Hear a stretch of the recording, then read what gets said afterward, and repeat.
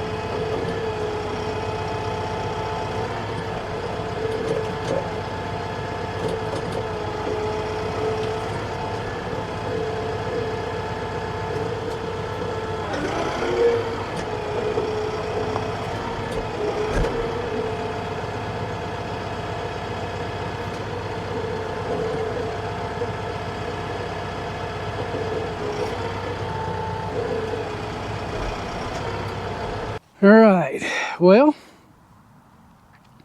got a pretty good amount back there. Show you this. So everything that is kind of got some brown to it was pulled from the back 40, and everything that's white has been sitting here for a while. This pile was originally the fence line that separated the back pasture from the front pasture. When we had the pad for the house built up to put the foundation on, and for the shop area, we had that fence line had to be pulled out. And so there's actually a lot of barbed wire and stuff in here, which I kind of upset with myself. I should have maybe gone through and pulled that out first before I let them come in and pull all this out and pile it up here. Because so there's a lot of metal in this. And I'm gonna have to, you know, I'll burn this down and then I'll come through here and try to clean it up. I have no clue what kind of fun I'm gonna run into doing that. I do know that I have caught some of this barbed wire. Let's see if we can find some. Yeah, right here. I caught the edge of this with my mower. It was sticking out a little bit further than I thought it was. And so that was a fun time getting that from wrapped around my mower, the drum on that. So, but anyway, there's probably some stuff in there trying to stay warm, so I'm not going to mess with that too much. But yeah, it's a pretty nice little bonfire waiting to happen. I'm just going to wait till I know it's going to rain the day after or something like that before I actually burn it, just because I don't have water out here. I'm not that far from the house, but I don't have water right out here, and I don't want something going wrong. So our neighbor already almost took his pasture out with the mower deck on a lawnmower overheating with the stuff out there. So when it gets dry, it burns quick. So I just want to make sure that it's good and wet. So today I'm just going around this area and cleaning up anything else that I can find that's just kind of sitting out where I can see it. This is a pretty thick, just a pretty thick area of brush. Right here, my property,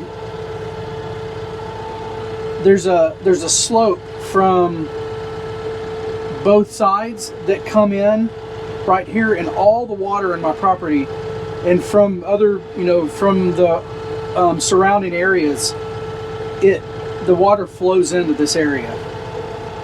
It comes through here and then it turns into a real kind of ditch back over in a little bit further back in the property. And we've had just this massive amount of growth shoot up here. I believe most of it's because the people that own this before us, who would hay this area, they just kind of stayed out of this area because I think it was too wet down in here. So they didn't cut it, they didn't bring their mowers through it or anything, and it just kind of grew up. There's a couple of not fully mature trees, but you know, maybe 10, 15-year-old trees. I believe those are some cedars, some type of evergreen tree. You know, right now it's you can see around us, we're in February, right, and everything is pretty much dead except for a lot of the stuff over here. And the water stays up in this area. This area stays moist. There's a lot of water through here. So right here, everything stays pretty lush throughout the year. I don't know a lot about the different trees that will stay green throughout the year. I know that you have your evergreens. I know all my oaks and anything like that, right? They lose all their flowering, and you know, they go gray for the winter time. Well, this area, I don't believe this is all evergreen, but there's a lot of green leaves on these bushes and thickets and stuff like that in here. So this all stays wet. it stays wet throughout the year. And the plan is this to be a small pond, maybe half an acre pond, just a small pond. I just want a little bit of water here on the property.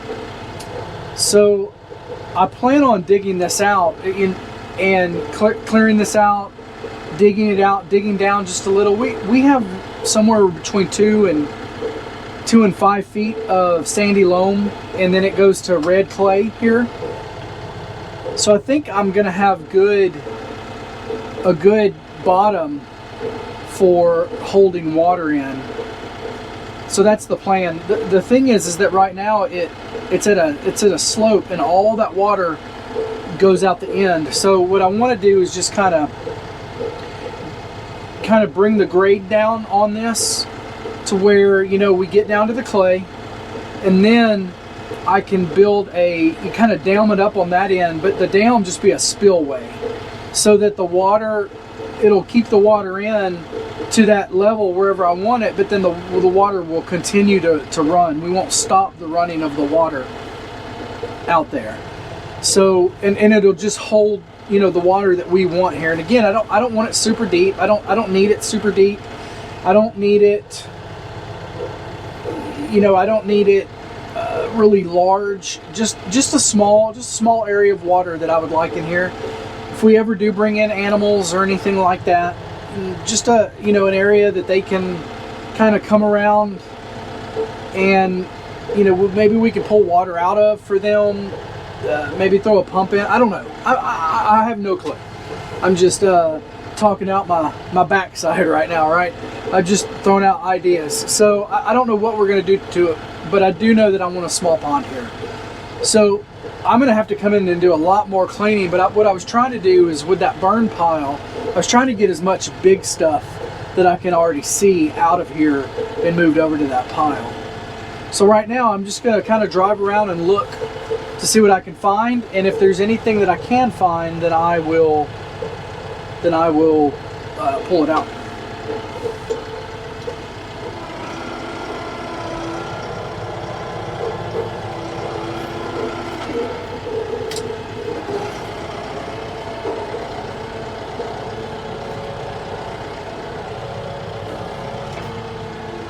So I see a big log, but I don't know if I can get to it. It's surrounded by some pretty good thicket. Let's see if we can force our way in right here. See what that'll do.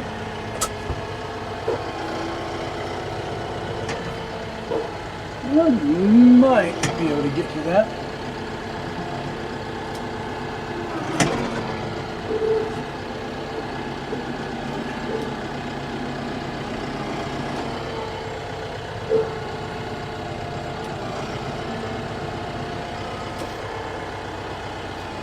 Yeah, I got it. Let's see if it won't break. It might have broke. Let's see here.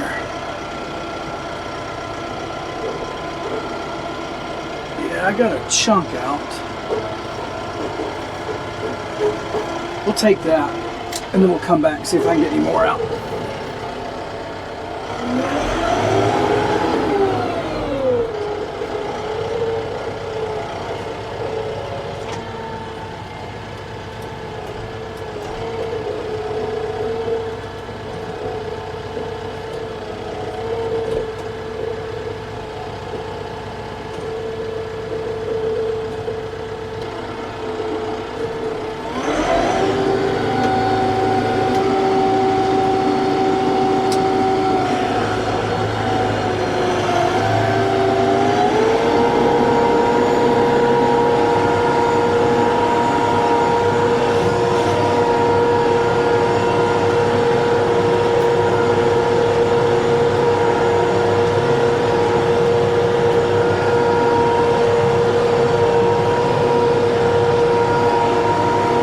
I might actually cut some of this.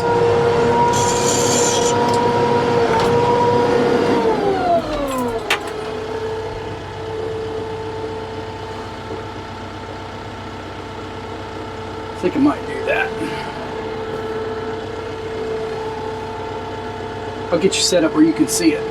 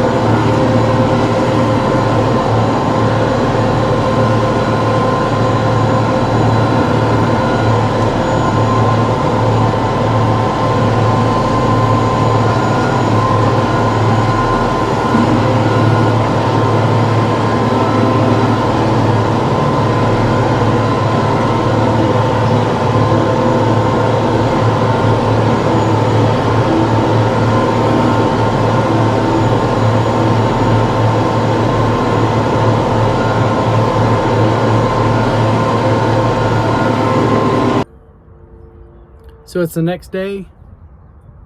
It's about 55 degrees outside, so it feels pretty good. Let's go check out what I got accomplished yesterday.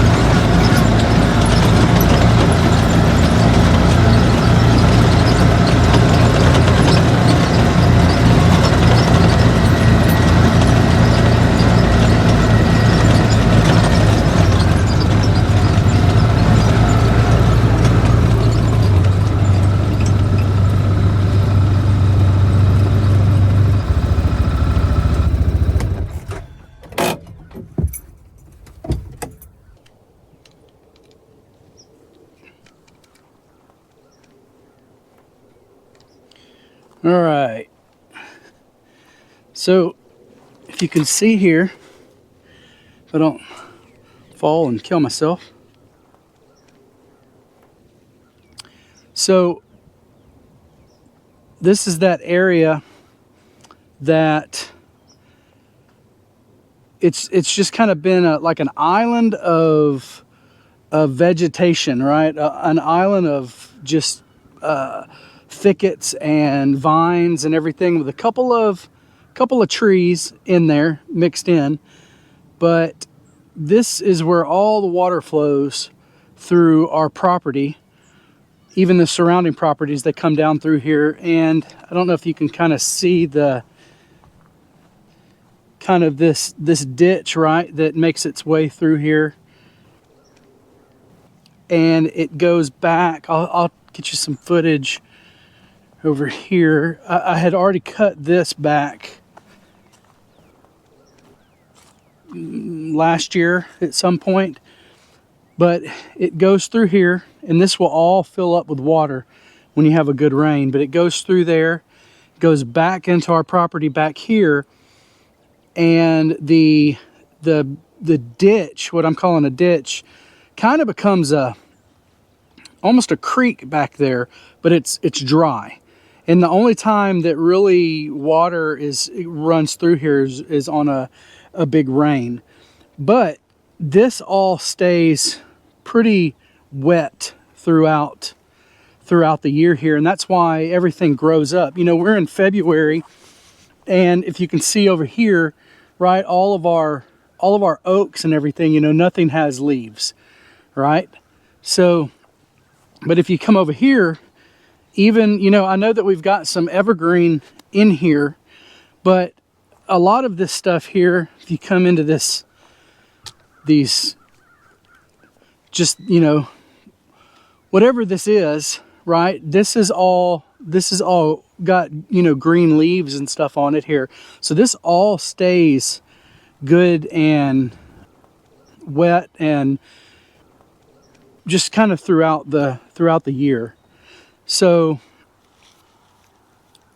but we came in yesterday, right? I came in yesterday with the mower, and really the plan was, there were some logs in here that were kind of sticking out, but I kind of couldn't get to them, and I just kind of wanted to chop some of this down to get a little bit more access in there to grab that. So I just, you know, if you've got a mower on a tractor, you know, it starts with something small and it just kind of escalates, right? And so I just went through here, and, you know, where we're standing right now, this was all this stuff right here where I'm standing right now. And so I just made passes, and I'd circle back around and I'd make passes through here and just kind of chop this down and chop this down. And so then I got over here into this, and I've been looking at this because the material that was here was just real small, inch or less. There were two trees here that had made it to about 3 inches, I would say, in diameter. And I knew that, you know, I wanted to go ahead. There wasn't much here that was real thick, and I knew that mower would take care of that. So that's what we did, is I just kind of came in here at the side, and I would take the mower with it in the upright position, and I would just kind of lay it down into the thick area and pull forward and let it knock that back. And I kept doing that, and I'd bring it back up, and I'd get really close to it, and especially with those big thicker trees, and I would just let the mower just kind of lay down on it. You know, that mower is 2,000 pounds, so I just let that weight lay down on it, and it's also got the hydraulics pushing it down, and so it would just kind of push those trees down, and it just kind of laid them over, and it would, you know, chop bits and pieces off, and then I was able to get it down completely onto the ground, and then just really start mulching that up. And then once I had just a small area here that was kind of worked out, that I could get the tractor through, then I was golden. So then I just took the tractor, and that clear area that I had made, I just got the tractor lined up with it, and then swung that, you know, that mower out to the side, and then just drove through here a couple times, and then made, you know, and went through this way and then came back this way with it, and just kind of cleaned this area off. And so now I've got a full, you know, clean path right here. I really want to get all of this out of here, right? I know there's a couple trees I'm gonna actually have to cut down, and that's fine. I've got a bunch of, you know, fallen debris in here that I've been pulling out with the grapple. But a lot of this, man, I'm telling you, I would absolutely love to get my hands on a Bomalite mulcher. You know, they have the, I think it's the MP572, something like that. It's a 72-inch mulcher. It's perfect for my horsepower on my tractor. And I would love to come through here and really just take this stuff down, right? Like I said, I know I've got 2 trees on that side that I would have to, maybe 3, that I would have to use a chainsaw on to get those down. But everything else in there would, I mean, I think one of those Bomalite mulchers would be perfect for this, right? I'd come in here and I'd take a couple of these out with a chainsaw, and then I'm seeing 1, 2, 3, 4, 5, 6. I know that need to come out with a chainsaw here, but then the rest of it, that mulcher, you know, this is I wouldn't use my mower with a lot of this in here. Over here, if you can see, you know, this is what I was cutting down yesterday, this stuff here, right? And it's about thumb size. So I'm totally fine with that with my mower. My mower has proven that it can handle that. And there's even some bigger stuff right here that we can look at. And now there's a bunch, right, of this. There's 3. One of them I kind of broke off with the mower, but there's, you know, 3 of these together. I would not hit that with my mower. If it was one single one of these, I would totally take that out with my mower. So now, but that Bomalite, I wouldn't have a problem with that at all. That Bomalite would eat that up. The problem is I've tried to rent one in my area. So I'm in East Texas, and if you're familiar with Tyler, Texas, I'm sort of close to Tyler. I used to live in Tyler, and while we were building the house out here, we lived over there. But there is nowhere around here that even rents the Bomalites. I've tried, I've called. We've got tons of machine rental places around here, and I could probably rent a skid steer with a mulcher on the front of it. I mean, that might be what I end up having to do, but you know, I've got my tractor and I would love to throw one of those Baumelites on that and come through here and clean this up, because I know it would do great here. I've also got back here in the back, my property line back here is, you can't walk it, you can't get in there right now. Even with a machete, I can't get in there and actually walk that line.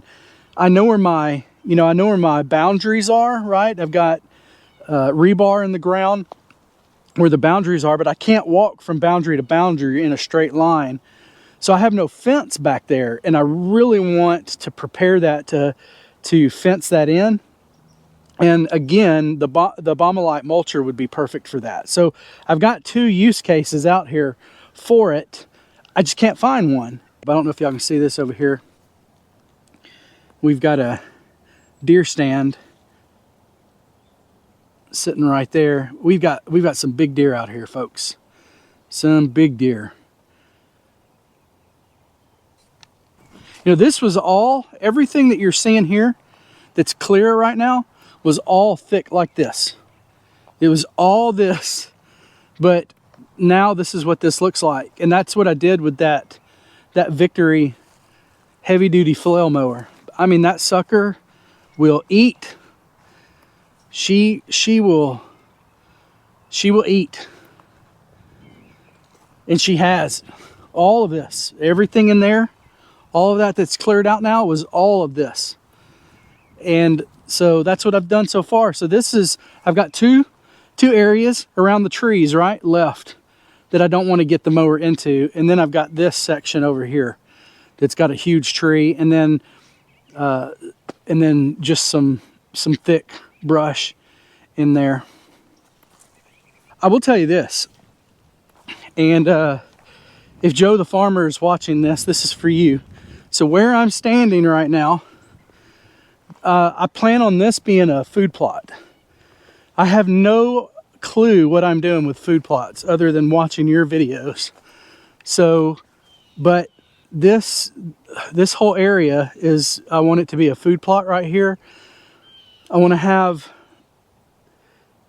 you know, I'd like to have some type of stand over here in this area, over here in this corner.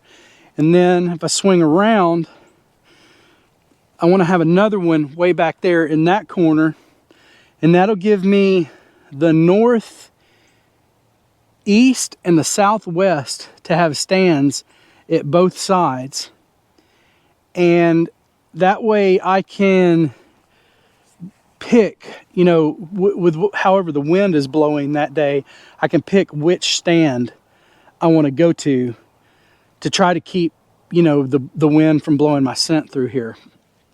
So that's kind of the plan, but I'd like to have a food plot. I'd like this to be a food plot here. So that's the plan. So pond, food plot over here next to it. Hopefully big deer in the next 3 to 5 years. And then we'll just go from there. But that's it. I mean, that's what I got for you today. You know, I really appreciate y'all watching, taking the time to watch this. I'm having a blast. I love this. Absolutely love it. There's nothing like having your own piece of property and being able to do this type of stuff with it. It is the American dream. I think Lucas on Peaks Peak said this the other day, and he's absolutely right. The American dream is alive, and it's happening here. So I absolutely love this. So really, thank y'all for watching, you know, and Lord willing, I will see y'all on the next video. Have a good one.